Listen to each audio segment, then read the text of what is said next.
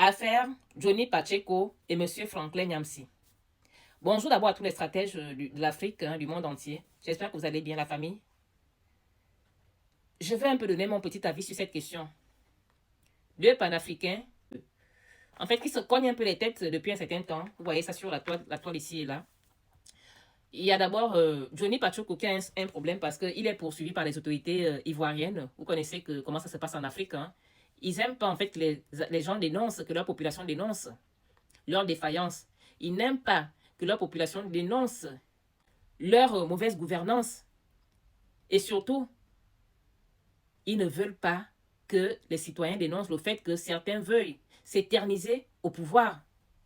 Donc, Johnny Pacheco, il est aujourd'hui poursuivi et il a aussi vu ces pages qui ont été en cascade supprimées, désactivées par les propriétaires des réseaux sociaux. Quelque chose qui se fait, bien entendu, si on les approche pour leur dire, voilà, que telle personne, vous voyez, telle personne a fait telle ou telle chose. Parfois, ce sont des mensonges. Et le mensonge est souvent tellement gros que ça passe toujours chez les personnes, les propriétaires des réseaux sociaux. Vous savez aussi qu'il y a aussi la pensée unique qui est en train d'être imposée stratégiquement, comme la vie c'est la stratégie, la pensée unique notamment des mondialistes. Ce qui fait que si tu vas vers eux pour leur dire que telle personne incite à la haine, incite à la violence, ben forcément, ils vont te croire.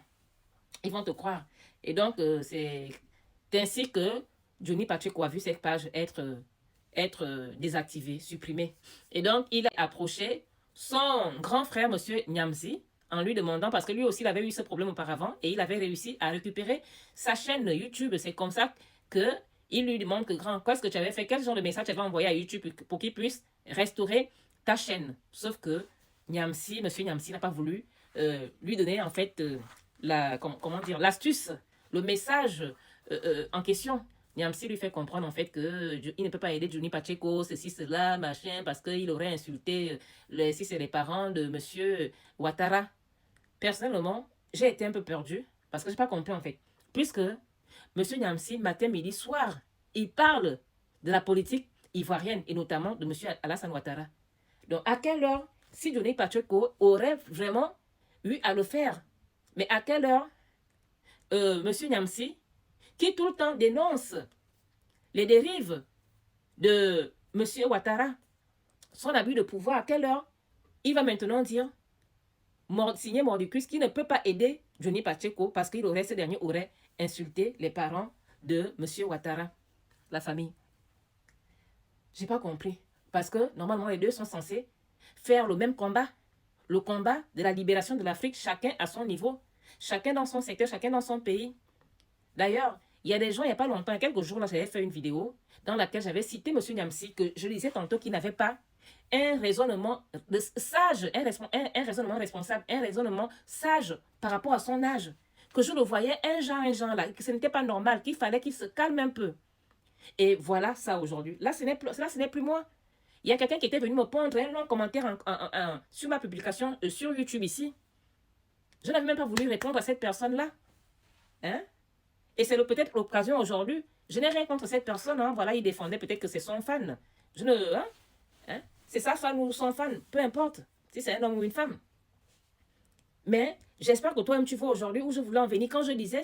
En fait, moi, je ne disais pas que Franklin Nyamsi n'a pas le droit de parler des problèmes du Gabon. Je disais simplement que ce qu'il fait là, c'est une façon d'attiser la haine. Oui. Tu as déjà parlé quand tu es un sage.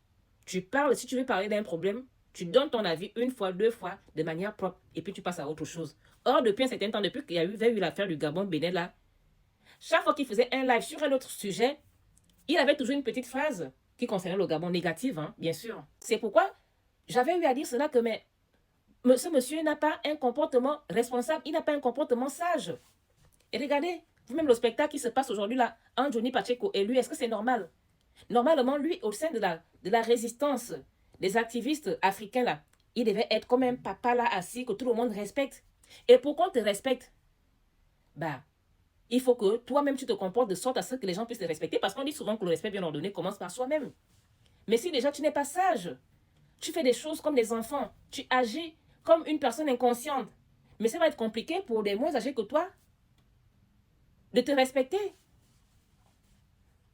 Vous pouvez me regarder. Donc, M. Nyamsi, puisque personne n'est bien placé pour savoir que le combat de la libération des pays africains qu'ils mènent là, que tous mènent là, est un combat rude. Et donc, ils doivent se souder les coudes.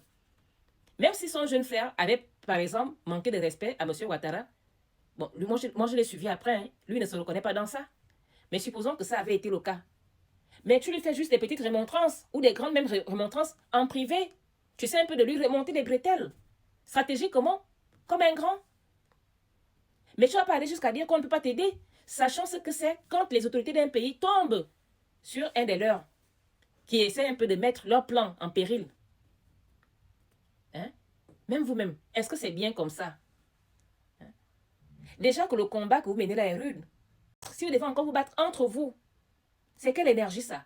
Dépenser l'énergie pour les autorités qui sont à la tête de nos pays. Vous devez encore dépenser l'énergie pour vous-même vous battre.